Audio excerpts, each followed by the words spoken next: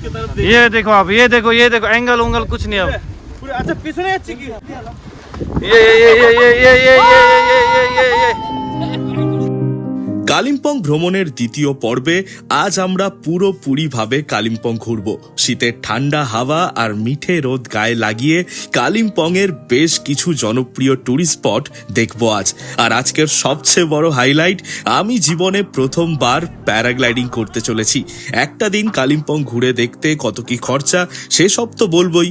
এছাড়াও আজ রাতে আমরা থাকছি এক ঐতিহাসিক ব্রিটিশ আমলের হেরিটেজ বাংলোতে, যার সাথে জড়িয়ে আছে অনেক ইতিহাস, রহস্য আর কিছুটা ভয়। তাহলে শুরু করা যাক এবারের ভ্লগ। সবাইকে আমার চ্যানেল ওয়াটার বটলস ভ্লগে স্বাগত। আমি সৌরভ, আর এই ভিডিওতে আমাদের গন্তব্য কালিম্পং।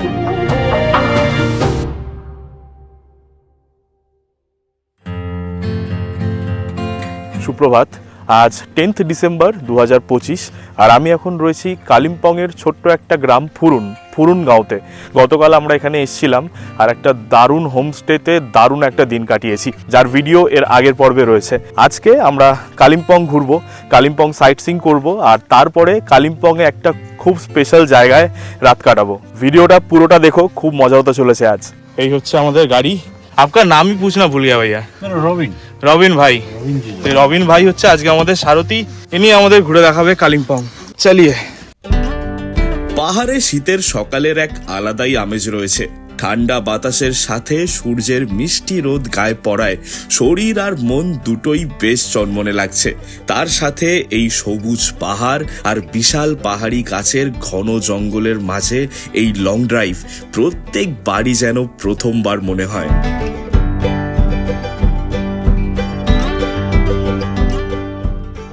আমরা এখন দাঁড়ালাম এখানে। এটা হচ্ছে মানসাং ভিউ পয়েন্ট। এখান থেকে পাহাড়ের খুব ভালো ভিউ রয়েছে, আর প্লাস এখান থেকে কাঞ্চনজঙ্ঘার ভিউ খুব ভালো পাওয়া যায়। আর আজকে আকাশ পুরো ক্লিয়ার আর পরিষ্কার কাঞ্চনজঙ্ঘা দেখাচ্ছে।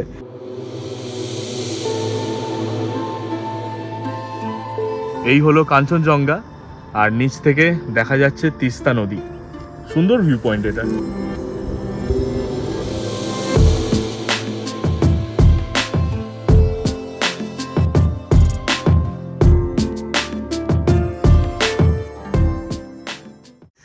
এবার এলাম জলসা বাংলো দেখতে।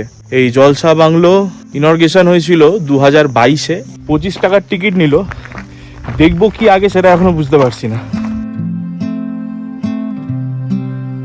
এই জলসা বাংলো হচ্ছে একটা হেরিটেজ প্রপার্টি, গভর্নমেন্টের আন্ডারেই পড়ে।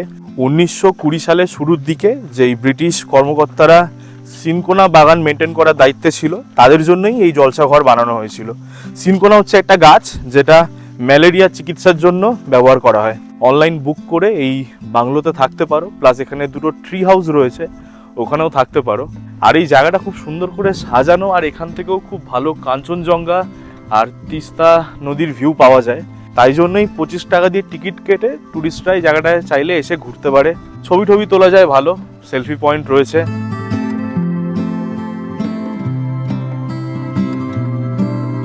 এখন এলাম রামধুরা ভিউ পয়েন্টে। এখান থেকেও কাঞ্চনজঙ্ঘার খুব ভালো ভিউ পাওয়া যায়, প্লাস এখানে চা পাওয়া যাচ্ছে, চা খাবো। কালিম্পংয়ের পাহাড়ে বসে কাঞ্চনজঙ্ঘা দেখতে দেখতে চা।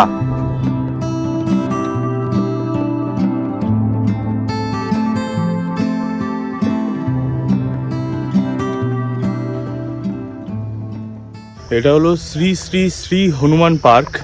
হনুমান মন্দির রয়েছে, আর একটা বড় স্ট্যাচু রয়েছে হনুমানজির। একটু সিঁড়ি চড়ে তারপরেই রয়েছে।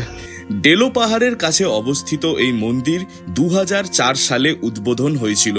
সবুজ পাহাড়, তুষার পর্বতের দৃশ্য আর এই মন্দির সব মিলে মিশে এক অদ্ভুত শান্তি ও আধ্যাত্মিক পরিবেশ তৈরি করেছে এই জায়গায়। তার সাথে রয়েছে প্রায় 30 ফুট হাইটের এক বিশাল হনুমানজির মূর্তি।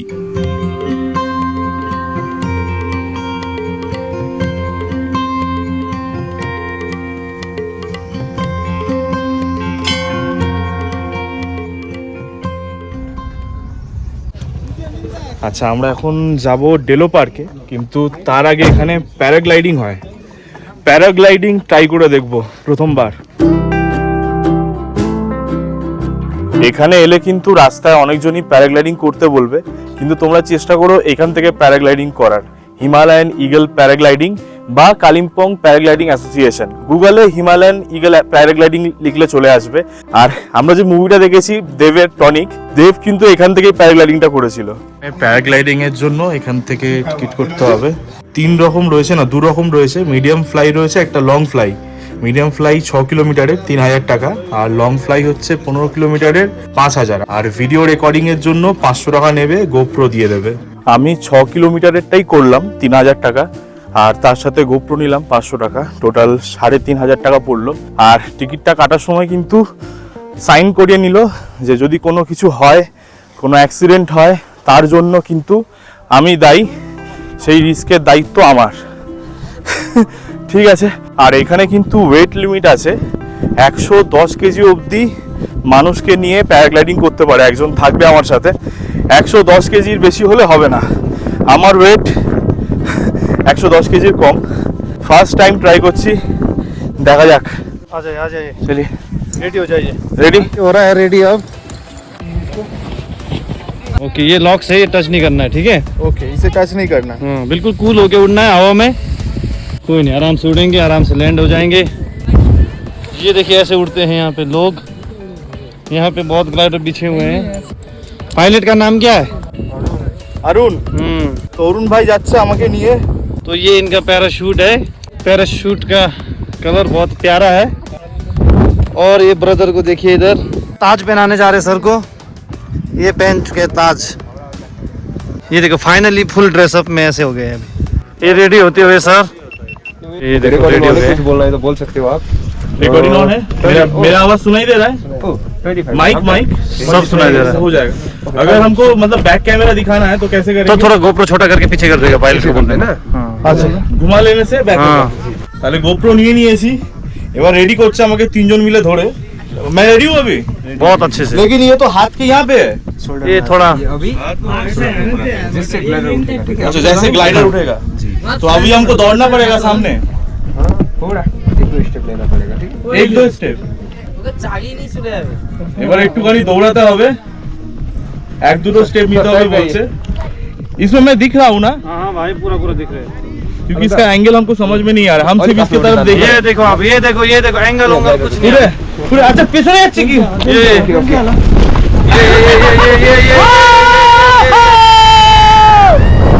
ओ भाई साहब, आकाश उड़सी, आभार भाई। वाह, मैं ठीक से बैठा हूँ ना? कंफर्टेबल तो हूँ। ओहो, बहुत बढ़िया। মানে এটা কি বলে, ভয়ঙ্কর সুন্দর এক্সপিরিয়েন্স এটা। ঠান্ডা হাওয়া দিচ্ছে, অনেকটা দূরে চলে এসেছি। কিরকম এখান থেকে ভিউ লাগছে একবার দেখো। इसको बैक कैसे करे? हाँ, ऐसे करके, ऐसे গোপ্রোটা হাতে নিয়ে এইভাবে উল্টো করে ধরতে হবে, তাহলে দেখা যাবে। আমি জানি না কতটা দেখাতে পারছি বা কতটা দেখা যাচ্ছে। লাভলি। এবারে অনেকটাই উপরে চলে এসেছি, অনেকটাই উঁচুতে চলে এসেছি এবারে। এই যে নিচেও কেউ একজন প্যারাগ্লাইডিং করছে, আর আমরা এখান থেকে খুব ভালো দেখা যাচ্ছে কাঞ্চনজঙ্ঘা। আর আমরা ওই যে ওইখান থেকে প্যারাগ্লাইডিংটা টেক অফ করেছিল আমাদের। আজকে আমি নিজেই ড্রোন, খুব ইজি, খুব ইজি, খুব ইজি, কিন্তু অসাধারণ একটা एक्सपीरियंस है ना। घुमाना हाँ कर लीजिए, मतलब एक ही जगह पे घूमेगा ना। अच्छा, এবার গোল গোল ঘুরবে। অনেকটা উপরে চলে এসেছি, অনেকটা উপরে। আহা, এখান থেকে দারুণ লাগছে, আকাশ, পাহাড়। ওই দেখা যাচ্ছে কালিম্পং শহর ওদিকে। ঘুরছে ঘুরছে ঘুরছে ঘুরছে ঘুরছে ঘুরছে।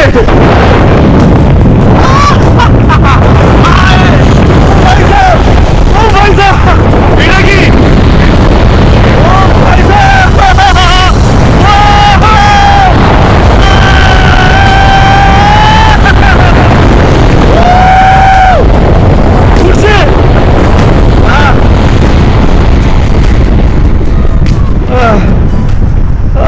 সত্যি জল বেরিয়ে গেল। हो गया ये बोलो। मुझे लगा था कि आप ऐसे गोल गोल घूमोगे, ये तो पूरा आप तांडव कर दिए आसमान में। एक बार लैंडिंग हो गई, एक बार नामबो।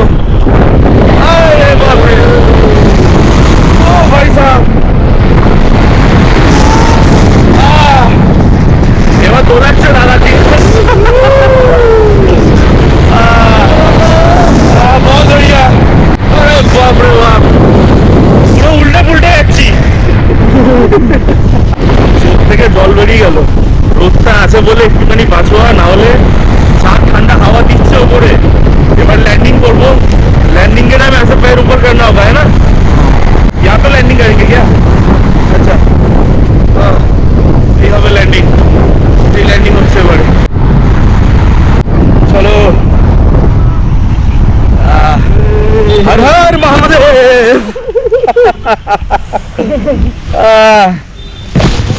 ओ भाई साहब, कैसे रहा सर? बहुत ही बढ़िया। एक बार ट्राई कीजिए। भाई যেখান থেকে ক্যানোপিটা উড়েছিল, মানে যে প্যারাগ্লাইডিং করি আমরা, যে উপরে গোল এটা রয়েছে, ওকে ক্যানোপি বলে, যেখান থেকে টেক অফ করেছি তার ঠিক 6 কিলোমিটার দূরে ল্যান্ড করলাম। আর সেখানে ওদের গাড়ি রয়েছে, ওই গাড়িতে করে যেখানে টিকিট কেটেছিলাম সেখানে দিয়ে গেল। এবার যদি 15 কিলোমিটারের টিকিটটা কাটতাম তাহলে 15 কিলোমিটার দূরে নামাতো, আবার ওখানে ওদের গাড়ি রয়েছে, দিয়ে যেত। আর যেহেতু প্যারাগ্লাইডিংটা সাকসেসফুলি করতে পেরেছি, তাই জন্য একটা সার্টিফিকেটও দিল। এই যে, থ্যাংক ইউ, থ্যাংক ইউ। চলো, এবারে এলাম ডেলো পার্কে। 20 টাকা টিকিট নিল। এই জায়গাটা সুন্দর একটা পার্ক রয়েছে, প্লাস একটা ভিউ পয়েন্ট রয়েছে। এখানে অনেকগুলো অ্যাক্টিভিটিস রয়েছে বাচ্চাদের জন্য, বড়দের জন্য। এটিভি রাইডস রয়েছে, চালাতে পারো, স্কুটিও ভাড়া পাওয়া যায়। এই সামনেই একটা সেলফি পয়েন্টও রয়েছে, আই লাভ কালিম্পং লেখা। ডেলো পাহাড় অথবা ডেলো পার্ক হলো কালিম্পং শহরের সর্বোচ্চ স্থান, যার উচ্চতা প্রায় 5590 ফুট। সুন্দর করে সাজানো গোছানো একটা পার্ক, যেখানে বন্ধু, পরিবার, বিশেষ করে বাচ্চাদের সাথে অনেকটা সময় কাটানো যায়। বাচ্চাদের জন্য এখানে প্রচুর অ্যাক্টিভিটিস রয়েছে, হর্স রাইডিং রয়েছে, এখানে দোলনা রয়েছে, বাচ্চাদের খুব ভালো লাগবে এখানে। আর এই হলো ডেলো ট্যুরিস্ট লজ, এখানে থাকতে পারো তোমরা এসে বুকিং করে।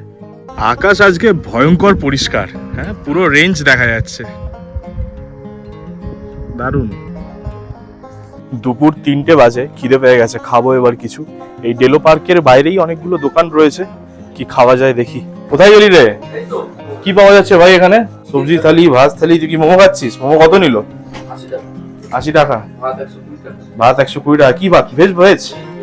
এই তো এখানে chicken chowmein, veg momo, chicken momo, thukpa, Maggi সবকিছুই পাওয়া যাচ্ছে। মোমো নিলাম, chicken momo. 1 plate chicken momo কত নিল? 80 টাকা। তো 80 টাকা ভালো। মোমোর মতোই।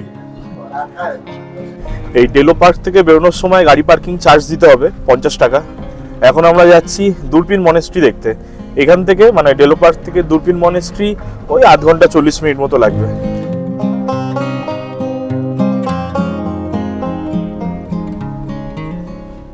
চলে এসেছি আমরা দূরবীন মনেস্ট্রি। দূরবীন মনেস্ট্রিটা হলো লোকাল নাম, এই মনেস্ট্রির আসল নাম হলো জ্যাংডক পালরি মনেস্ট্রি।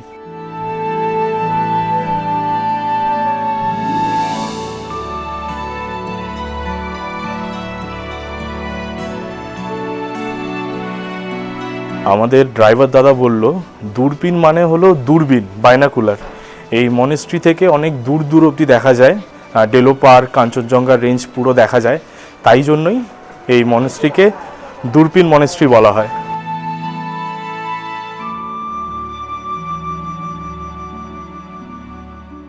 এবার এলাম পাইন ভিউ নার্সারিতে। নাম পাইন ভিউ নার্সারি, কিন্তু ভেতরে রয়েছে ক্যাকটাস, নানা রকম ক্যাকটাস রয়েছে। 20 টাকা টিকিট নিল। আর ফরেনার হলে 50 টাকা টিকিট, আর কার পার্কিং 30 টাকা।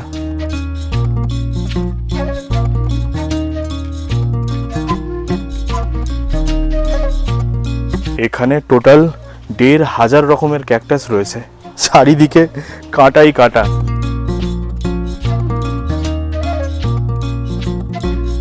এই সামনে খাবারের দোকানও রয়েছে, চা, কফি, মোমো সব কিছু পাওয়া যায় এখানে। এখানে একটা সায়েন্স সেন্টার রয়েছে, যেখানে ডেলো পার্ক ছিল ওর সামনেই, ওটা আমরা আর দেখলাম না। এমনিতে বিকাল হয়ে এসছে, একটু পরে অন্ধকার হয়ে যাবে। এই ছোটকার কেনাকাটি করার আছে কিছু, কালিম্পং মার্কেটে যাব, তারপরে আমাদের আজকের যে হোটেল বুক করা রয়েছে ওখানে। সারাটা দিন ঘোরাঘুরি করার পর এবার এসছি কালিম্পংয়ের বাজার দেখতে। এই জায়গার নাম ডাম্বের চক। নানা রকম দোকানপাটে ভরা বেশ জমজমাট এই মার্কেট। একটু কেনাকাটা আর হালকা কিছু খাওয়া দাওয়া করে সন্ধে 6:30 নাগাদ আমরা পৌঁছে গেলাম আমাদের আজকের আস্তানায়। কালিম্পংয়ে আজ আমাদের আস্তানা দ্য মর্গান হাউস। অনেক কিছু বলার আছে, সেকেন্ডটা করি তারপরে বলছি।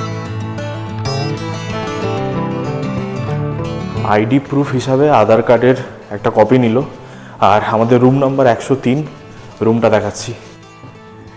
এই হলো রুম, খুবই সুন্দর দেখতে।